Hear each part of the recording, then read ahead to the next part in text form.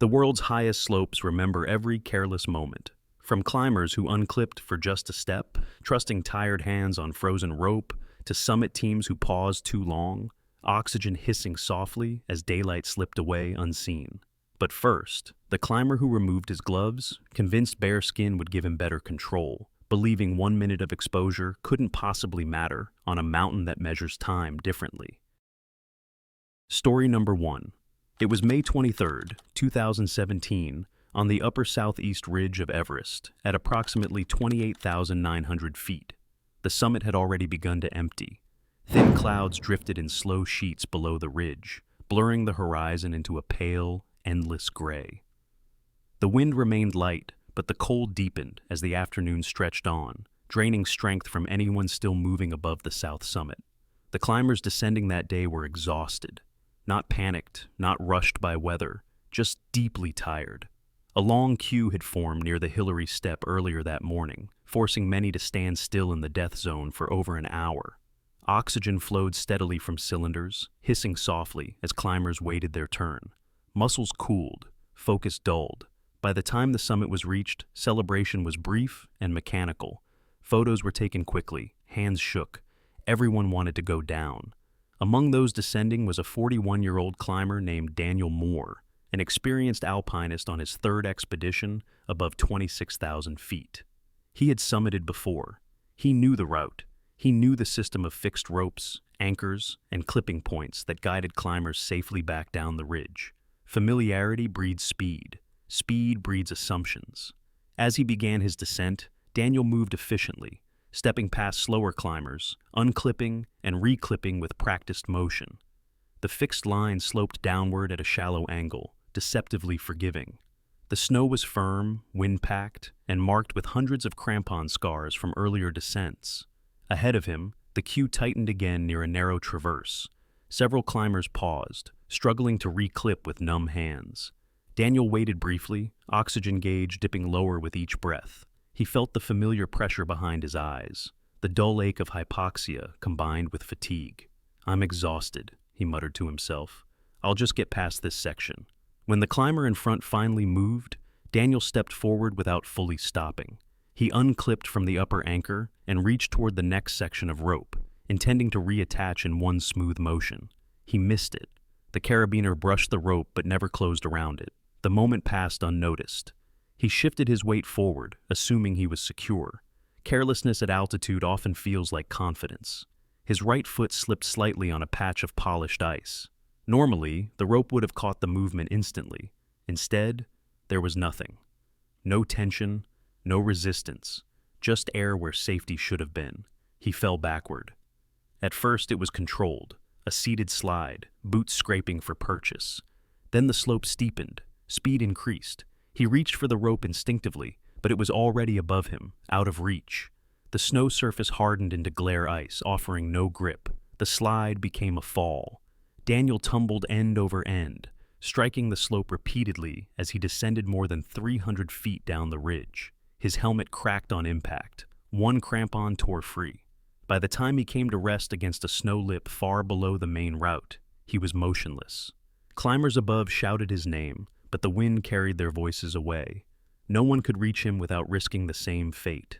The fixed lines ended far above his position, and the slope beneath him dropped into open exposure.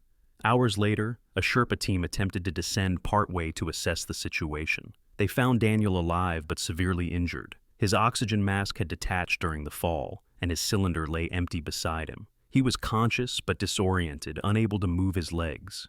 Rescue at that altitude was impossible.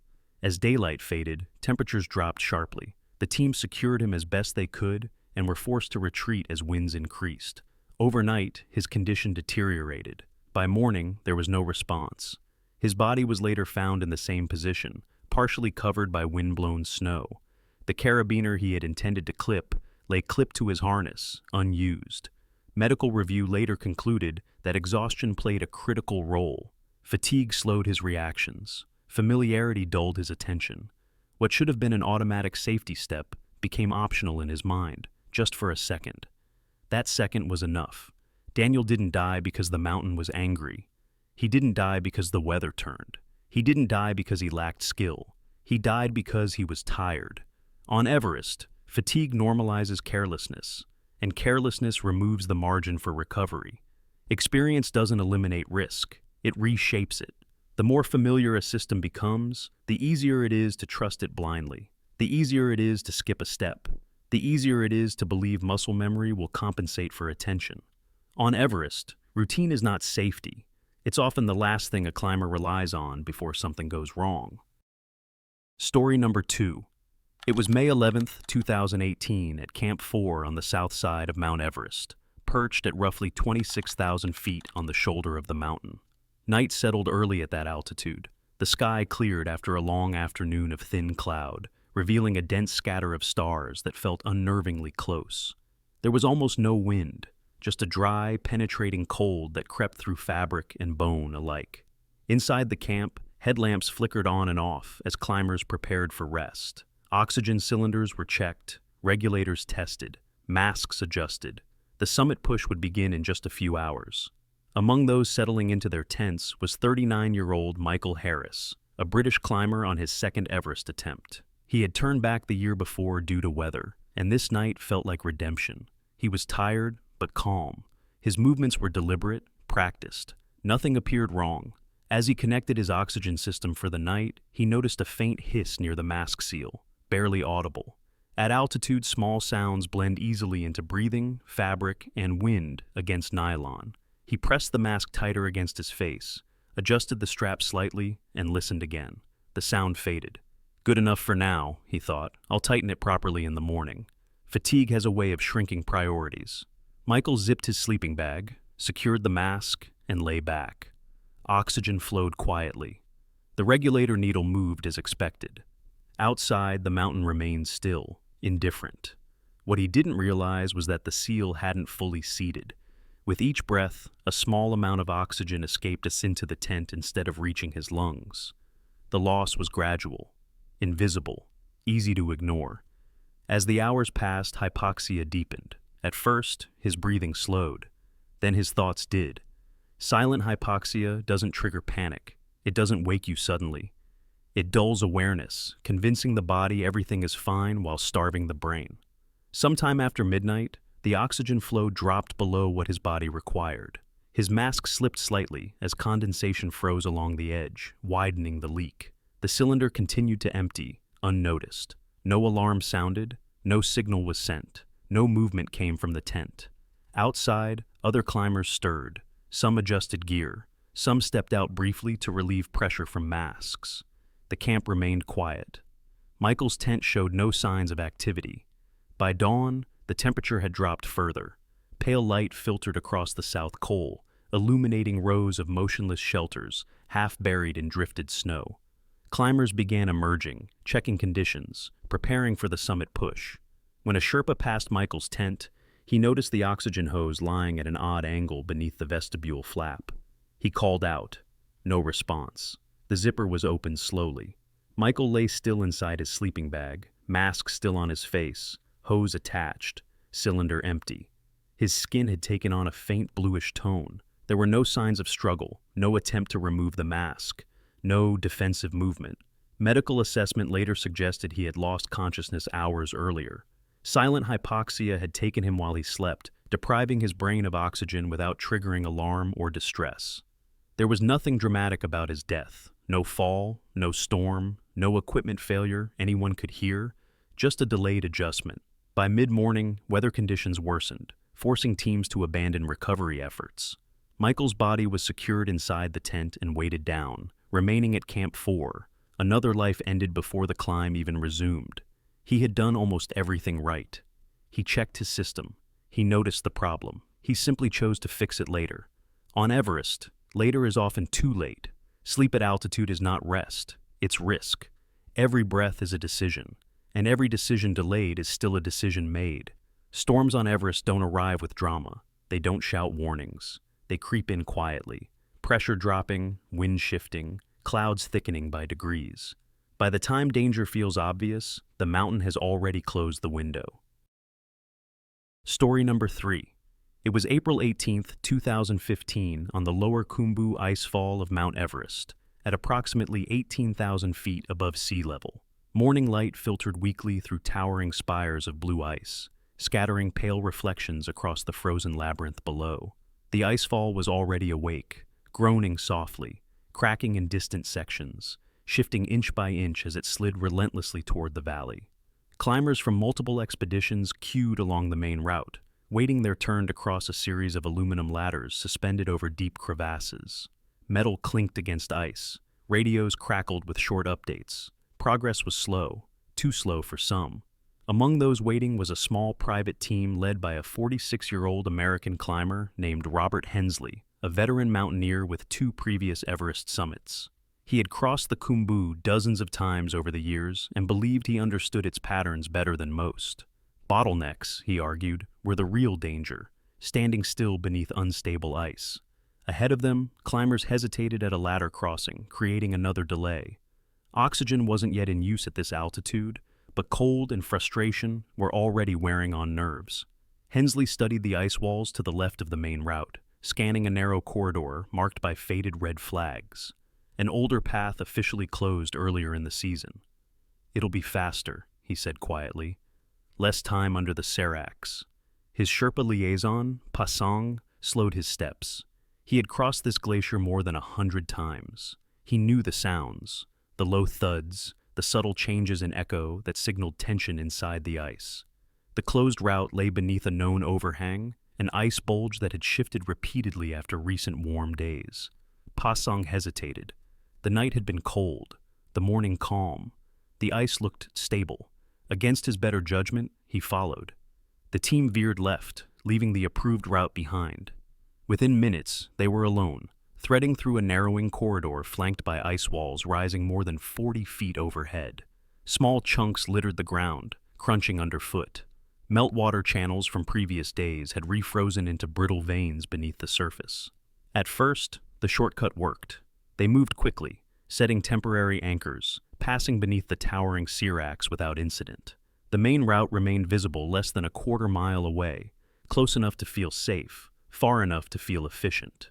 Then the sounds changed. A faint hiss drifted through the corridor, like snow being poured from a height. Pasang slowed, lifting his head. Fine ice dust hung briefly in the air ahead, barely visible in the sunlight. He opened his mouth to speak. The glacier answered first. A sharp crack split the silence, followed by a deep rolling boom that reverberated through the icefall. Above them, a massive serac fractured along an unseen fault line. The first block broke free, striking the glacier floor ahead with explosive force. There was no time to run. A second section collapsed immediately after, cascading directly into the corridor. Ice blocks the size of vehicles slammed downward, shattering ladders, snapping ropes, and compressing air so violently it knocked climbers off their feet. The collapse lasted less than 30 seconds. When the echoes faded, the corridor no longer existed. Where the team had been moments earlier was now a field of shattered ice piled more than 20 feet deep, slabs grinding and settling as the glacier continued its slow movement. Occasional secondary slides followed, smaller chunks breaking loose and tumbling down the debris pile. On the main route, climbers felt the tremor but couldn't see the destruction. Radios erupted with confused calls. A partial distress transmission came through, broken words swallowed by static before cutting out entirely. Rescue teams prepared to descend, but the icefall was still shifting. New cracks opened across snow bridges. Seracs above remained unstable. It took over 4 hours before the first responders could approach the area safely. By then, there were no survivors. Hensley's team had been buried instantly. One climber was found partially exposed, helmet crushed, harness still clipped to a snapped rope. A red backpack surfaced near a fissure, marking where the debris field had split and shifted. Days later, GPS data confirmed the team had deviated only about 650 feet from the approved route. 650 feet. Had they stayed on the main path, they would have been shielded by a natural ice ridge that absorbed most of the collapse. The glacier had spared the official route entirely. Recovery efforts continued until movement made the area too dangerous. Most of the remains were never retrieved. The icefall carried them downward over time, erasing the corridors as if it had never existed. Hensley once described Everest as a place that rewarded initiative. The Khumbu icefall does not. It moves on its own schedule. It collapses without warning, and it erases shortcuts without hesitation. He didn't die in a storm, he didn't fall from exhaustion, he didn't make a dramatic mistake near the summit. He trusted speed over patience. On Everest, initiative cannot outthink a glacier, and shortcuts don't save time, they remove it entirely. Surviving the mountain doesn't make you safe, it makes you confident. After success, attention fades. Celebration replaces caution. And on Everest, the moment triumph feels earned is often the moment survival is forgotten. Story number 4. It was May 26th, 2014, on the upper southeast ridge of Mount Everest at approximately 27,900 feet. The season was nearing its end. Most summit pushes had already passed, leaving the route scarred by weeks of traffic, crampon grooves etched into the ice, anchors polished smooth, and fixed ropes that had carried the weight of hundreds of climbers before. The weather that morning was passable, but tired. Thin cloud drifted in slow bands below the ridge. The wind came and went in short, uneven bursts. Nothing dramatic, nothing urgent. Late-season Everest has a false sense of familiarity. Among those moving upward was a 44-year-old climber named Paul Richter, a German engineer on his first Everest expedition, but far from inexperienced. He had climbed extensively in the Alps and Andes and trusted systems more than instincts. Fixed ropes to him represented collective safety. Lines set by professionals, used by dozens, tested by time. He assumed they were sound. Paul moved steadily, conserving energy, clipping and unclipping with efficiency. Ahead of him, other climbers progressed slowly across a narrow traverse just below the south summit. The rope here had been in place for weeks, running over exposed rock and ice edges, pressed and dragged by constant movement. Each pass had shaved it slightly thinner. The damage wasn't obvious. The sheath looked intact. No fraying visible at a glance. No warning colors exposed. Paul reached the anchor and clipped quickly, barely slowing his pace. He didn't tug the rope, didn't inspect the section running over the rock lip. He had seen dozens of climbers use it moments earlier. That was enough. As the queue ahead cleared, he shifted his weight to descend across the traverse. The slope steepened immediately, falling away beneath his boots into open exposure. He leaned back into the rope, trusting it to hold as it always had. The sheath failed first. Years of abrasion had weakened the fibers where the rope bent sharply across the anchor edge. Under full load, the outer layer split silently, peeling back just enough to expose the core. A fraction of a second later, the inner strands followed. There was no snap, just release. Paul dropped instantly, pulled backward off his feet as the rope slid free. He fell more than 60 feet before striking the slope below, bouncing once before disappearing from view beneath a roll in the terrain. The climbers above froze. Shouts echoed briefly across the ridge, then vanished into thin air. No one could see where he had landed. The fixed line dangled uselessly from the anchor, its severed end swaying gently in the wind. A Sherpa descended cautiously to assess the damage. What remained of the rope showed a clean failure point. Fibers worn thin, edges glazed smooth by ice and friction. The break hadn't been sudden. It had been building for days. When they reached Paul, he was already gone. His helmet was cracked. One crampon lay several meters uphill, torn loose during the fall. His harness was intact. His backup clip, unused, still hung from his gear loop. There had been no secondary attachment. Medical assessment later confirmed that the fall itself had been fatal. There was nothing rescuers could have done, even if they had reached him immediately. Recovery took hours. The body was eventually secured and left below the route as weather deteriorated.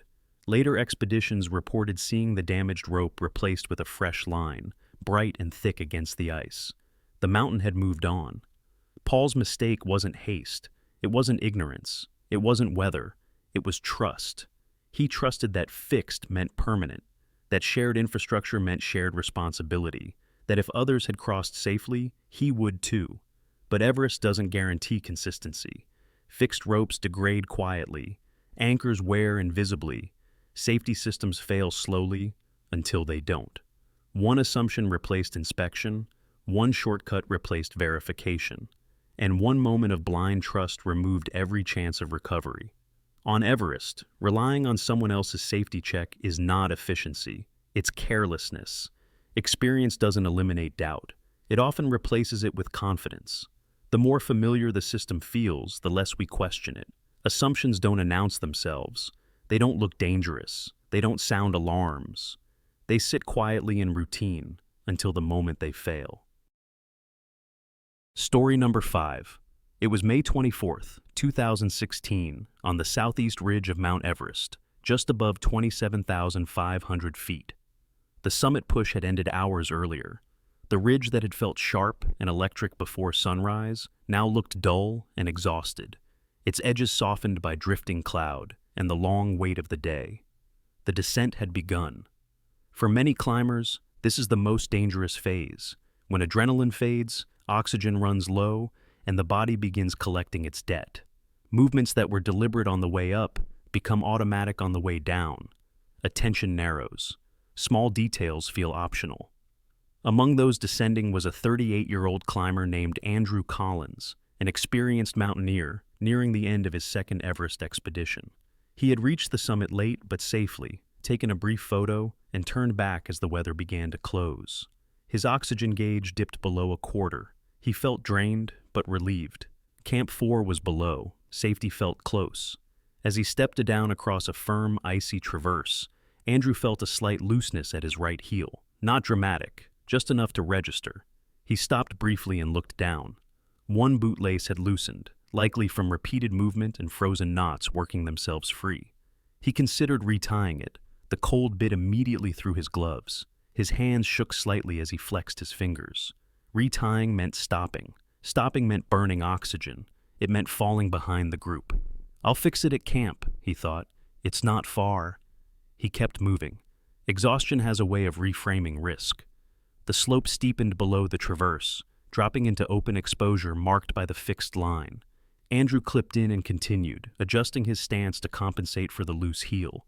Each step required more focus than the last. His boot no longer felt like part of his body. It lagged behind his intent. The ice beneath was hard and polished. Crampon points bit shallowly, scraping instead of locking. He shifted his weight forward to maintain balance. That's when the heel slipped. The loose boot twisted slightly inside the binding. One crampon point disengaged from the ice, skittering sideways. Andrew instinctively tried to correct, but the delay was just enough to unseat his balance. He fell sideways into the slope. Normally, the rope would have arrested the movement instantly, but his body rotated as he fell, loading the tether at an awkward angle. The slack snapped tight, yanking him backward. His other foot lost purchase. The slide began slowly, a controlled skid, then accelerated as the slope steepened. Andrew tried to self-arrest, driving his ice axe into the surface, but the angle was wrong. The axe skipped. His loose boot caught briefly, then twisted free again.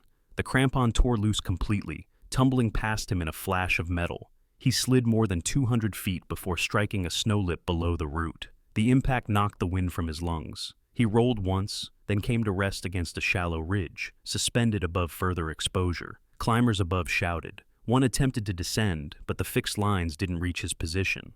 Andrew was conscious, but barely. His oxygen mask had shifted during the fall, hissing unevenly. Blood darkened the snow near his leg. There was no safe way to reach him. As daylight faded, temperatures dropped sharply. The group was forced to continue downward as weather worsened. Andrew remained where he was, secured loosely by a secondary line lowered from above. By morning, there was no movement. Later assessments suggested severe internal injuries compounded by hypothermia and oxygen deprivation. The fall itself hadn't killed him instantly. What followed did. His boots were recovered days later during a brief weather window. One lace hung loose, stiff with ice.